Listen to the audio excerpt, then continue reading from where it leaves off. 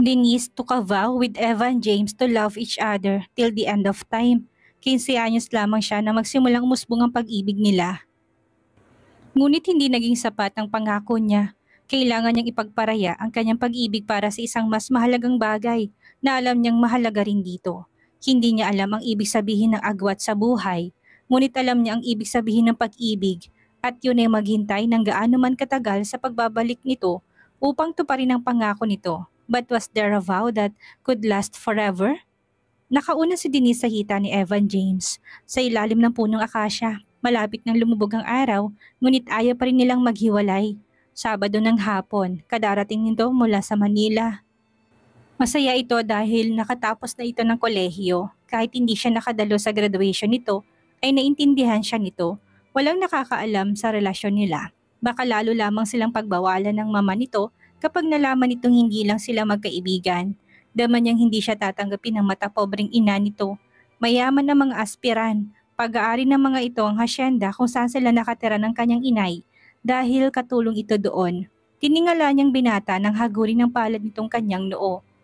Graduating ka na rin this year sa high school, mahal, sabi nito nakatungo. Sana'y makatapos na rin ako. Ikaw ay titulado na at, shh, huwag mong isiping napakalayo ko sa'yo. Mahal kita, tandaan mo yan. Walang makakapaghiwalay sa atin. Masuyang hinagod nito ulit ang kanyang noo. Mahal na mahal din kita. Hindi nga ako makapaniwalang magiging magkasintahan tayo.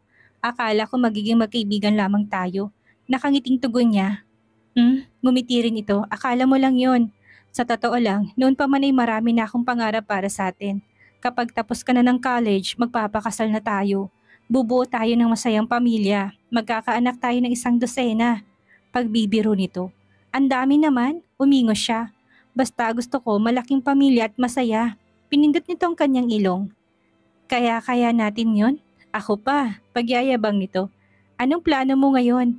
Tanong niyang hinaplos ang pisngi nito. Namumungay ang mga matang tumitig ito sa kanya. Pinaloob ang isang palad nito sa kanyang batok at maanayos ang kanyang mahabang buhok.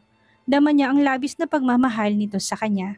20 na ito at siya naman ay 15 pa lamang pero matibay ng pangako nila sa isa't isa. Marami na silang pangarap na binuo. Magtatrabaho na ako sa Manila. Ikaw, anong course ang kukunin mo? Accounting? Naupo siya at sumandal sa dibdib nito. Basta ba palagi ka nandyan para sa akin, lahat gagawin ko para makatapos ako, para hindi ako maging alangan sa'yo. Nagbaba siya ng tingin ng maalala niyang katayuan nito sa buhay. Alam din itong hindi siya gusto ng mama nito para dito. Palaging masama ang tingin ng Donya sa kanya kapag napapadaan siya sa villa. Pero kapag kasama niyang binata, hindi naman pinapakita ng ginang ang disgusto nito sa kanya. Dama lamang niyang hindi ito pabor na palagi silang nakikita na anak nito. Noon pa man ay pinagbabawalan na rin siya ng inay na makipagkita dito. Ngunit kulang ang linggo niya kapag hindi niya nakapiling si Evan James.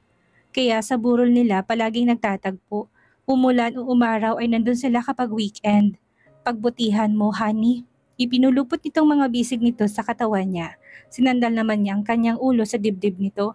Pakiramdam niya ay wala siyang problemang hindi kakayanin kapag kasama niya to. Mahal na mahal niya ito. Mayaman ito pero hindi hadlang yon para ibigin niya to. Halika, magtanim na lang tayo ng San Francisco. May dala akong seeds. Anyaya nito. O talaga, napatayo siyang bigla. Marami na rin silang naitanim na mga namumulaklak na halaman at karamihan sa mga yun ay binili pa nito sa Manila. Pagkaganda ng mga orchids mo, nilapitan nilang mga dancing lady na nakasabit sa puno ng mangga. Nung 1 linggo pa yung mga bulaklak na yan, ang tagal na nila no, hinaplos niyang mga petals nun. Magaling ka kasi honey, inakbayan siya nito. Halika, doon natin itanim ang mga yan. Tinungon nila ang pana ng burol. Tatawagin nating Mount Denise ito. Nakatawang sabi nito habang hawak siya sa kamay pababa ng burol. Ang saya-saya ko talaga kapag kasama kita. Ako rin, hindi kumpletong linggo ko kapag hindi kita nakasama. Inilabas nitong isang supot mula sa bulsa ng pantalon nito. Uy, uulan! Palatak niya nang biglang umambon. Masaya naman tayo. Binuksan nitong sachet. Uy, bakit basta mo nalang sinaboy? Tapos na. Tumawat at basta na lamang siyang binuhat nito. Hoy, ibaba mo ko. Ano ka ba? Nagpumigla siya sa mga bisig nito. Nope, kagat ang labing kinuskos nitong nguso nito sa ilong niya. Ang kulit mo talaga, kinulong na lamang niya ang mukha nito sa mga palad niya. Ang sarap mo talagang magmahal, Denise. Sana ikasal na tayo. Marahil sa sobrang pagmamahal nito ay nahagkan siya nito sa mga labi na mas mabilis pa sa pagguhit ng kidlat sa kalangitan. Ngunit kasing bilis din ng boltahe ng kidlat ang paggapang ng masasarap na pakiramdam sa buong katawan niya. Dati pinagtataka niya kung anong uri ng damdamin ng mga yon, hanggang sa ito na mismo nagsabi ng ibig sabihin ng mga yon, na mahal niya ito kaya ganun ang nararamdaman niya kapag kasama niya to. Pinakatitigan niyang mukha nito, matangos ang maliit na ilong nito at nabiyayaan ng malalantik na pilikmata ang bilog na mga mata nito. Makapal ang kilay, manipis ang mamula-mulang mga labi, maamong muka, gwapo ito't hindi niya akalaing mamahalin siya nito. Baby, huwag mo kong titigan ng ganyan. Sinalubong ng mga titig nito humahangang tingin niya rito. Ang gwapo mo kasi. I love you, honest niya. I love you so much, Denise. Ikaw ang ngayon at bukas para sa akin. Kinintala nito ng malutong na halik ang kanyang ilong. Happy birthday, Denise! Sabay-sabay na kumanta ang mga office mates niya sa bangkong pinapasukan niya sa Bonnie Avenue. Make a wish! Sigaw ni Candy nang yumuko siya sa harap ng malaking cake na may nakasinding kandila at nakaukit ang edad niyang 24. She made a wish, ngunit alam niyang mahirap ng asahang matupad pa yon. Many times she had wished that Evan James would come back to fulfill his promise. Ngunit nagdaan ng maraming taon na umiiyak na lang siya sa kabiguan. Pinalaya sila ni Doña Maridad nang hasyanda pag-alis ni Evan James ng Quiteria nang nalaman nitong may relasyon na pala sila ng anak nito. Galit na galit ito sa kanilang mag-ina. Kinompronta siya ng kanyang inay. Nagtapat na rin siya dito dahil umiiyak ito sa galit sa pang-aalipusta ng Donya. Pagkatapos, basta na lamang sumugod ang Donya sa kanilang dampa, pinalaya sila pagkatapos silang pagsalitaan ng masama. Bumalik siya sa villa habang nasa Manila ang Donya. Iniwan niya sa isang katulong doon ang address ng nilipatan nilang mag-ina. Umaasang babalik si Evan James doon at hahanapin siya. Napaluha siya bago niya hinipan ang mga kandila. Hey, what are those tears for? Palagi na lang may luha sa mga mata mo kapag nagbublow ka ng candle. Puna ni Candy. Tears of joy dahil palagi niya akong sinosorpresa. May pag-asa na ba ang manok namin? Untag sa kanya ni Kelly. Ang isa pang office mate nila na tulay ni Brent, ang chief accountant nila. Naku, ilang daang taon na bang pinaghihintay ng manok namin? Ani Candy na tumingin kay Brent na nakatingin lang sa kanya. Ladies, leave the courting to me. Anyang lalaki sa mga to.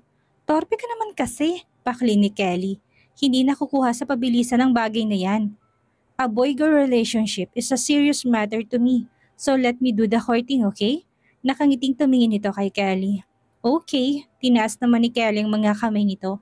Sarado ng bangko pero ang mga malalapit na kaibigan niya ay nagpaiwan para lang celebrate nila ang kanyang party. Hindi naman niya maanyayahan ang mga ito sa bahay nila sa Fairview dahil malala yung uuwian ng mga to. Maliit din ang silid na inupahan nilang mag-ina at ayaw niyang magsiksikan na sila doon.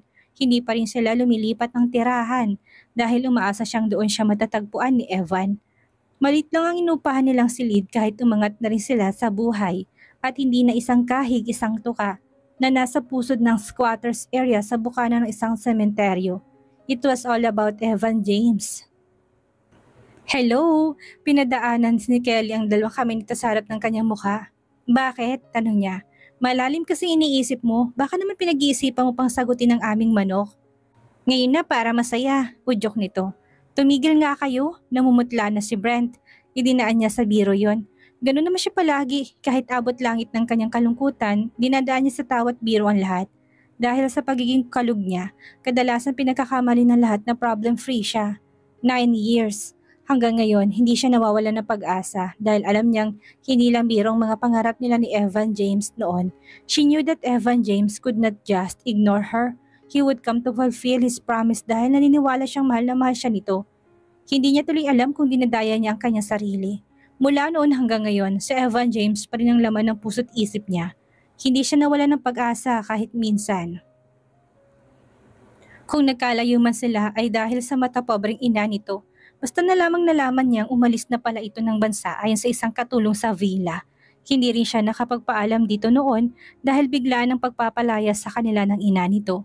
Nagkita pa sila ng hapong yun bago ito umalis patungo sa Manila. Kinabukasan, sinugod sila ng ina nito. Wala silang nagawa kung hindi lisanin ng Villa aspirant. Ora mismo. The memories were still fresh in her mind that she was so in love with him. Could their vow last forever? Hindi imposibleng umibig muli si Evan James. Matagal na panahon hindi na sila nagkikita. May dahilan pa bang magkita sila? Meron. Ang pangako nila sa isa't isa. Nakakumit pa rin siya sa nakaraan. Nothing lasts forever. Sabi ng kanta, ganun din bang pangako ni Evan James? Linggo, nakatunganga na naman siya sa bintana. Kung maghihintay siya, baka abutin siya ng 100 taon ng paghihintay sa wala. Naisip niyang bumalik sa Shand at ipagtanong kung bumalik na si Evan James at hinanap siya nito. Pero paano kung malaman niyang binaliwala lang nito ang mga pangarap nila at may asawa na to? O kaya ay makaharap na naman niya ang ina nito? Alam niyang wala siyang laban sa malatigreng Donya. Hindi isang hamak na anak na labandera lang at bastarda ang magiging manugang ko. Isang malakas na sampal mula ditong dumapo sa pisngi niya na hindi napigilan ng kanyang inay habang palabas na sila ng bakuran ng villa. Nanikit ang mga mata ng kanyang inay dahil hindi na ito mababawi pang isang sampal na dumapo sa kanyang pisngi. Mahirap kami pero hindi ko papayagang hindi maiganti ang anak ko. Isang sampal din ang dumapo sa pisngi ng Donya mula sa kanyang inay. Walang utang na loob! Lumayas kayo! Ipinagtulakan sila nito palabas ng gate. Naniningkit ng mga matang sapo nito ang pisngi. Siya man ay nabigla rin sa ginawa ng kanyang inay. Hindi mo na kami kailangang ipagtabuyan pa dahil aalis kami. Palaban pa rin sabi ng kanyang inay. Kapag nakita ko pang mga pagmumukha nyo dito, hindi ako magdadalawang isip na ipapatay kayo. Pananakot ng Donya. Pinukulang ito ng mataliw na tingin ng kanyang inay at nagmamadali na silang lumabas ng gate. Hindi nila alam kung saan sila pupunta. Pati ang pag-aaral niya, hindi na niya maitutuloy dahil sa pangyayari. Kung saan man sila mapadpad ay alam niyang may hirapan na siyang pumasok doon. 2 buwan nang nag-umpisa ang klase. Sayang at graduation na niya. Inay, saan tayo pupunta? Nanghihinang tanong niya. Hindi niya naisip na hantong sa ganoon ang lahat. Napakabata pa niya noon at ang pag-ibig lang ang kanyang iniisip. Hindi niya inisip ang magkaibang katayuan nila ni Evan James sa buhay. Mahal nilang isa't isa, yun ang importante. Kung nagkalayo man sila, hindi nila kasalanan kung hindi kagagawa niyo ng mama nito. Kaya umaasa pa rin siya na hanggang ngayon, mahal pa rin siya ni Evan James. Ngunit dapat pa ba siyang umasa? Ngayon, hindi niya alam kung dapat pa siyang maghintay. Napaiyak na lang siya. I love you and I shall marry you one day. Yun ang palagi sinasabit ni Evan James nung magkasintahan pa sila. I love you too at magpapakasal ako sa iyo kahit na anong oras. Tugon niya. Isang mabining halik ang iginanti nito sa kanyang paglalambing. And they lay under the sky, watching the full moon, holding hands, saying I love you to each other every minute. 3 taon siyang naging masaya sa piling ni Evan James. Every promise he made her heart beat faster. And she believed him, but it was all for her to wait. Hanggang kailan? Iginala niyang tingin sa loob ng bahay nila. 2 years na rin siyang nagtatrabaho sa bangko bilang junior accountant. Matinding hirap at pagsisikap ang dinaanan niya bago siya nakatapos ng accounting. Nang makapasa siya sa board exams, naluha sa kagalakan ng kanyang inay. Nagsikap ito gaya ng pagsisikap din niya para makapagtapos siya. Naglabandera to sa loob ng subdivision malapit sa tinitirhan nila. Pati Sabado, nag-uwi to ng labada para maglaba rin siya. Dagdag yun sa kita nila, nagsikap silang dalawa dahil sa sinapit nila kay Doña Maridad. Gusto ng inay niyang makatapos siya at kapag nakaharap daw niya ang Donya balang araw, hindi na siya basta masasampal nito dahil titulada na siya. Which was right. Hindi na siya papayag na masampal pa ng kahit na sino. Dapat ibigyan na rin siya ng bagong bahay ang kanyang ina. Panahon na rin para magretiro na to sa paglalaba. Tuwang-tuwang nanay niya sa hulugang condo unit na nilipatan nila sa Mandaluyong, malapit sa bangkong pinapasukan niya. Natuwa rin siya dahil nakikita niyang kasiyahan sa mukha nito. Mabilis siyang nakapag-loan dahil ang bangko nila mismo nag-approve sa kanyang loan. Kumuha rin siya ng ilang retainers kaya wala siyang problema sa pagbabayad. Siguro pwede akong tumanggap ng labada sa mga kapitbahay natin, anang inay niya. Nay, retired na po kayo sa paglalaba. Ang mga damit na lang natin at ang bahay ang asikasuhin niyo. Gusto niya patikimin to na masaganang pamumuhay. Kaya tinanggap na rin niyang ibang kliyente ni Brent na may hawak sa accounts ng mga to. Malaking tulong din yun sa kanya para umusad ang kanilang buhay na mag-ina. Napamatay ito sa labas ng bintanang salamin. Kay gandang bahay, palatak nito. Abot tanaw na ang Wakwak Village. Kita nilang malalaking bahay sa naturang subdivision. Mayayaman sila, Nay. Ani ang inakbayan to? Nakaahon na tayo sa hirap. Yun na lang ang pinagpapasalamat ko. Kayang-kaya ko nang balikan ng Doña Maridad na yon. Nanggigigil pa rin ito kapag nakakita to ng malaking bahay. Inay, kalimutan niyo na lang ang nakaraan, wika niya. Kalimutan? Paano ikaw? Nakalimutan mo na ba ang nakaraan? May pagdududang tanong nito. Matagal na po yun at nakalimutan ko na rin. Pagsisinungaling niya. Huwag mo nga akong pagsinungalingan. Hinawakan siya nito sa magkabilang balikat at matagal siyang tinitigan sa mga mata. Nakalimutan mo na ba si Evan James? Kilala kita, Denise. Hindi ko alam, inay. Pipilitin ko. Pinilit niyang magpakatatag at huwag madala sa galit nito. Ano ngayon ang plano mo? Maghihintay ka pa ba sa pagbabalik ng lalaking yon? Tanong nito. Inay, pabayaan niyo na lang po ng panahon ng magsabi. Ikaw ang nahihirapan. Dapat mo na ring harapin ang buhay na hindi umaasang babalik pa sa'yo si Evan James. Mabait siya pero hindi papayag si Doña Maridad na maging manugang kanya. May hirapan ka lang anak kaya kalimutan mo na lang si Evan James. Matagal ng panahon ang lumipas pero dama kong umaasa ka pa rin muli kayo magkikita. Denise, hindi pa rin sapat na nakatapos ka. Mayaman sila at hindi pa rin kayo nababagay ni Evan James. Gusto na rin niyang gawin yon pero napakahirap para sa kanya basta lalamang kalimutan si Evan James. Ganun pa rin kaya ang tindi ng pagmamahal nila sa isa't isa? Baliw nga yata siya at hindi siya bumibitaw sa nakaraan. 9 na taon pero parang kahapon lamang niya nakasama si Evan James. Hindi siya nakikipag-boyfriend dahil pakaramdam niya ay magtataksil siya kapag ginawa niya yon. Malapit na rin siyang mawala ng pag-asa para na siyang sirang plaka na sinasabi sa sarili niyang darating ang araw na makikita ulit sila. At pagdating ng oras na yon, ganun pa rin kaya sila? Mahal pa rin kaya nilang isa't isa? Mga katanungang hindi niya masagot-sagot. Gaga nga yata siya, ngunit anong magagawa niya kung ito pa rin ang nasa puso niya? Meron siyang masugid na maliligaw, si Brent, pero wala siyang anumang damdamin para dito na kagaya ng naramdaman niya kay Evan James. Mabait naman ito pero hindi lamang yun ang dapat na maging pamantayan niya. Dapat maramdaman niyang mahal niya ito. Ayaw niya sumuong sa isang relasyong mababaw lamang o dahil nawala na siya ng pag-asa na muli niyang makikita si Evan James. Anak, alam kong naguguluhan ka na. Tumatanda ka na't hanggang ngayon hindi mo man lamang nararanasang maging masaya. Ang gusto ko, kalimutan mo na si Evan James. Para naman makausad ka sa buhay mo. Huwag mong itali ang puso mo sa nakaraan. Payo ng kanyang ina.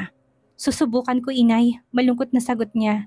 Ayaw lamang niyang bigyan pa ito ng alalahanin. Ngunit paano niya gagawin yun kung palaging si Evan James pa rin ang pinapangarap niya? Nasa puso pa rin niyang pangako nito. Noong araw na yon, nakiusap si Kelly na pansamantala siyang umupo sa pwesto nito sa teller's booth dahil may pupuntahan daw siya. Isang lalaki may hawak na deposit slip ang lumapit sa counter. Yes sir, tanong niya. Parang kilala kita pero hindi ko matandaan kung saan at kailan kita nakilala. Sabi ng lalaki, kunot noo. Natawa siya ng tipid. Sanay na kasi siya sa mga lalaki nagpapalipad hangin habang nagdedeposito. Ilan na bang nagsabi sa kanya ng ganun noong teller pa siya? Saan nga bang real na halaga ng mga sinabi nila? 100. Yeah, I recognize you. Tinuro pa nitong sentido na parang kilala nga siya nito. Sorry sir, pero kailangan ko ng deposit slip mo. Tinasan siya nito ng kilay. Paano niya makikilala ang tao ngayon lang niya nakaharap? Baliw ba to? Lunch muna tayo. Nakangiti sumilip si Brent sa cubicle. Okay, let me finish this one. Tinaas niyang hawak na deposit slip. Napatingin na lalaking baliw kay Brent. Ang account nito isa sa security agency. Oo nga pala, i-meet mo si Mr. Laurente this Saturday. Sure, sagot niya habang nagbibilang. 200,000 pesos lang naman ang dinideposito ng lalaking baliw. Si Mr. Laurente ay ang bagong kliyenteng inirefer ni Brent sa kanya. Thank you sir, magalang niya sabi sa lalaking baliw habang inaabot ang deposit slip. Welcome, hindi pa rin umaalis ang lalaki sa harap ng counter. Titig na titig pa rin to sa kanya na para bang interesado sa kanyang muka. Roldan, sambit nito. Nakikipagkilala to sa kanya. Sir, if you don't mind, there are depositors behind you. Pilit pa rin siyang ngumiti. Sorry, nagkamot to sa ulo't lumingon. Nagmurmur to habang umiikot. Bumukas ang pinto at pumasok si Claret sa opisina ni Evan James. Good afternoon, sweetheart. Mabilis tong lumapit sa kanya, tinalikan siya sa mga labi. Afternoon, malamig na bati niya rito. Problem? Tanong ito habang naupo sa harap niya. Wala naman, malamig niyang sagot. Hindi niya alam kung dapat na niyang seryosohin to ngayon dahil hindi pa niya nakikita si Denise. Marami ng babaeng dumaan sa buhay niya, ngunit wala siyang seneryoso dahil alam niyang hindi na siya malaya. Nangako siya kay Denise na siya ang pakakasalan niya pagdating ng araw. Si Claret ay hindi niya maitaboy dahil nagkasundong kanyang mama at ang mama nito para sa kanya. Galit siya dahil basta na lamang umalis si Claret sa asyenda na hindi nagpaalam. May panahon naman to magsabi kung aalis siya ang ina nito. Isang linggo lamang siyang nawala noon. Pagbalik niya, wala ng mga ito. Ilang detective din ang pinupahan niya noong makabalik siya para hanapin si Denise. Nabalitaan niyang pinalayas daw ng mama niya ang mag-ina at hindi na niya nalaman kung saan lumipat ang mga to. Ngunit pinasinungalingan naman ng mama niya ang balitang yon. Kusara umalis ng hasyenda ang mag-ina. 2 beses na siyang bumalik sa Amerika. Nawawalan na siya ng pag-asang mahanap pa sa Denise. Ngayon muli silang bumalik para pangasiwaan ng kumpanya nila. Siya nang pumalis sa pwesto ng kanyang mama bilang presidente. Namatay ang papa niya 5 years ago at ang mama niya pinsamantalang pumalit dahil hindi pa niya tapos ang isa pang masters niya sa Asian Equities. Pinabalik siya nito sa Amerika matapos niyang tapusin ang kanyang master's degree sa business management. Hello, nakasimangot na si Claret. What are you saying? Tanong niya, ngunit tumanaw siya sa labas ng bintana. Wala, inis na tumayo si Claret. Mabuti pa mag-lunch na lang kami ni Mama Maridad. Nagmamakto na lumabas to ng silid. Have a nice time then. Pilit siyang ngumiti. Paglabas nito tumanaw siya sa labas ng bintana. Umaasang makikita si Denise na dumaan sa kalsada. Nandito kaya siya sa Manila? 9 years. Hindi niya nakalimutan ang sinumpa niya dito. Pero maari bang tumagal ang kanilang sumpaan magpakailanman? Paano kung may nobyo na to o mas malala nag-asawa na to? Pero hindi nito magagawa yon dahil alam niyang mahal na mahal siya nito. Nagring ang telepono pero inignore niya yon. Wala siyang ibang gustong malaman kundi ang kinaroroonan ni Denise. Gusto niyang malaman kung mahal pa rin siya nito at malapit na siyang masiraan ng bait sa paghahanap dito. Bumukas ang pinto ng office niya at dumunga ang ulo ng sekretary niya. Sir, may tawag po kayo. Mr. Roldan Cuevas daw. Mabilis din ang putang telepono. Si Roldan Cuevas ang detective na hinar niya 5 years ago. Tinawagan niya ito minsan pagbalik niya mula sa Amerika, pero wala pang development ang paghahanap nito. Roldan, kamusta na? Yes, Evan James, kalmating sagot nito. Yes, what's up? Tanong niya. May nakita akong teller ng bangko. She looks like Denise but I'm not sure. Baka kahawig lang niya o namalikmata lang ako, but she's good looking and gorgeous. And she looks like Denise. I'm looking at her picture now to confirm if she's the one. Where did you see her? Nabuhayan siya ng loob. Sa BPI Bonnie, but I'm not sure, okay? Bakit naman? Tanong niya. Look, this picture was taken 10 years ago or maybe 12 years ago. How could I be so sure? Then what are you doing? Nairitang sabi niya. I paid you. Cool ka lang. I'm doing some investigation. Mahirap na, baka mapahiya tayo. Sabi nito. Hindi na ako makapaghintay. Tell me the address. Tumaas ng adrenaline niya. Gusto na niyang liparin ang bangkong sinasabi nito. Hindi niya alam kung anong nangyari kay Denise o kung anong mangyayari sa muling pagkikita nila. 9 years was long time. Paano kung may iba ng mahal ito? Paano siya ngayon? Mahal pa rin ba siya nito? Nagmahal siya nito 9 years ago pero hindi niya sigurado kung ang pagmamahal ay nanatili. Ang alam niya lang, kailangan niyang makita muli ito upang malaman kung bakit siya iniwan ito noon nang walang paalam. Ayaw niya isiping wala palang halaga sa kanya.